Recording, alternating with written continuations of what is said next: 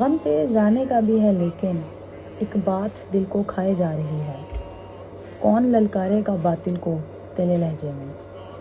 आज हम जिसकी बात करने लगे हैं he is Syed Ayatollah Khamenei, the great leader of Iran, जो कि कल यजीदियों की तरफ से शहीद किए जा चुके हैं। ये एक इस तरह की बात है जिससे इस वक्त दुनिया में मौजूद हर कोई गमज़दा है और अफसरदा है। This is a thing that is not been accepted very easily, because he was the only person for a Muslim ummah who could stand in front of in front of wrong people, in front of biggies. And this thing, that he didn't run, he didn't escape, he fought, he stood up in front of Israel, in front of America, and he is no more. क्योंकि अब जब हम देखते हैं कि what's happening in सऊदीया, and जब हम देखते हैं what's happening in Qatar, Jordan, even in Pakistan, जब हम ये चीज़ देखते हैं कि all over the Muslim leaders across the world is asleep, और ये चीज़ कभी कभी हम सोचते हैं, मैं सोचती हूँ कि उनको ये चीज़ क्यों इफ़ेक्टिव नहीं लग रही, उनको ये चीज़ क्यों बड़ी नहीं लग रही। आई मीन आप ये ट्वीट देखें, Israel clearly says that our next target is Pakistan and we will dismantle their nuclear forces. Where are you guys?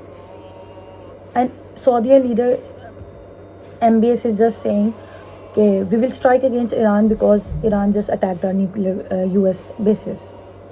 इनको ये चीज़ क्यों नहीं नज़र आ रही कि ईरान का इसराइल का जो एजेंडा है वो सोली सिर्फ ये है कि उन्होंने ग्रेटर इसराइल के अंदर इन कंट्रीज़ को इंक्लूड करना है। They want to capture Iran, they want to include Iran in the greater Israel, and they want to make a great force. It is basically, if you go into the core of all things, it is all religious. Everything is based on a religious purpose, and they are taking all of the political support throughout the world to make that religious thing happen. Everyone should know that what I'm talking about. This video is not about that, but everything goes over there. They want to call upon their big leader, and so on and so forth. So the first step would be the regime change in Iran. Why Iran? Because they know that Iran has the most important voices, most strong firms in Islam. Saudi Arabia is being sold, every other Muslim country is being sold. Only left voice was in Iran. Iran में हमारे हज़रत हुसैन अलैहिस्सलाम का खून है, उनकी उस मट्टी के अंदर आले रसूल सल्लल्लाहु अलैहि वसल्लम का खून है, की ज़िंदगियाँ हैं। वहाँ से जो भी आवाज़ उठनी थी वो एक पूरा सर आवाज़ ही होनी थी, और वो अपने इस चीज़ में, that is the thing that is hurting me as a person the most, and I am really shameful on the behalf of all Pakistani leaders that we couldn't do anything. So right now people in Iran are celebrating, and I know उनका यही होना है जो अभी Libya के साथ हुआ है. उन्होंने यही किया था जब उनके लीडर को ऐसे कत्ल कर दिया गया था. They were celebrating and now they are crying, they are literally crying.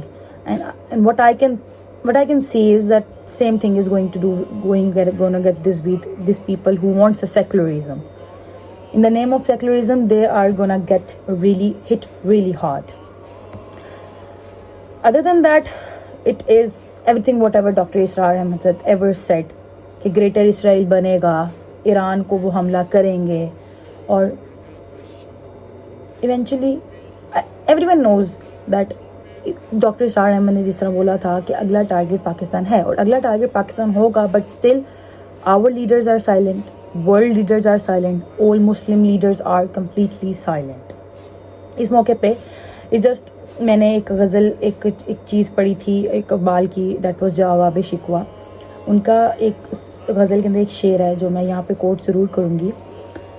मनफत एक है इस कौम की, नुकसान भी एक. सो द मनफत means collective interest and shared values and morals. मनफत एक है इस कौम की, नुकसान भी एक ही सबका नबी, दिन भी ईमान भी एक.